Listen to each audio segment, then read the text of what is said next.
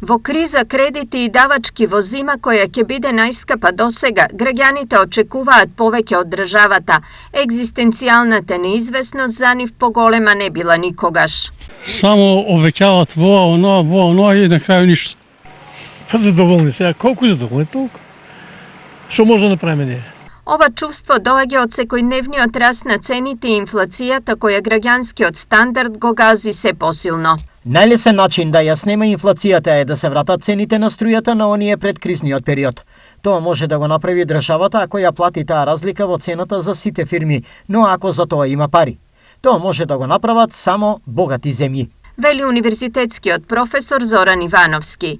Идентично барање до владата има и од Стопанската комора, но соопштувањето на кризните мерки од владата вчера изостана, нешто кој им го отвара патот на повисоките цени.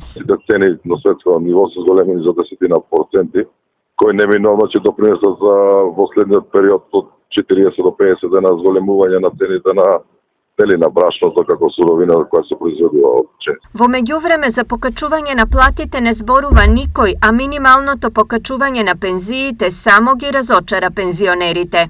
Покачување на пензиите од 8, па на 7, па 6,8. Значи тоа само не лажат ни не мотат. Оставен, запустен, за никаде. Народот е веќе на просечки стапки. Поради сето ова, синдикатот повторно силно притиска и бара. Вредности картици за купување на храна на одредена категорија на семејство, особено на оние чиј вкупен доход е под просечната плата. Платите во државата да го следат порастот на инфлацијата, но и порастот на синдикалната кошничка, усогласување на платите согласно порастот на инфлацијата, проширување на досегашните антикризни мерки со замрзнување на маржата кај досега определени продукти, како и проширување на повише други прехранбени продукти. Сепак последниот потек се уште е под контрола на владата која идната недела социјалните мерки треба да ги конкретизира и објави. Најавите се дека помош ќе има и дека тешката зима сепак ќе се преброди.